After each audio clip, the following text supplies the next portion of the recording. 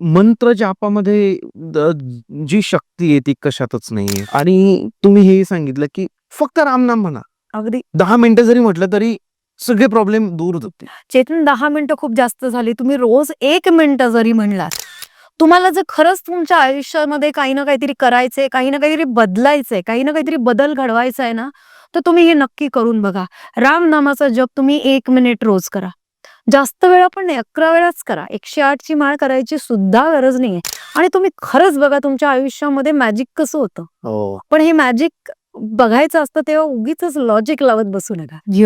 कारण जिथे लॉजिक संपतं ना, तिथे मॅजिक सुरू होतं. त्याच्यामुळे तुम्ही आयुष्यात जर बदल घडवायचा असेल ना, तर तुम्ही रामनामाचा जप करून बघा. इतकं पॉवरफुल आहे हे. राइट. नुसतं चॅन्टिंग 11 वेळा चॅन्टिंग करून तुम्ही विचार करा, इतकी फ्रिक्वेन्सी तुमच्या बॉडीची, तुमच्या ऑराची, तुमच्या आजूबाजूच्या लोकांची, तुमच्या घराची बदलताय ना, की खरंच तुम्हाला फरक जाणवावा लागेल, की कसं नामस्मरण तुम्हाला प्रत्येक ठिकाणी परमेश्वर तुमचा हात धरून त्या प्रॉब्लेममधनं बाहेर काढतो.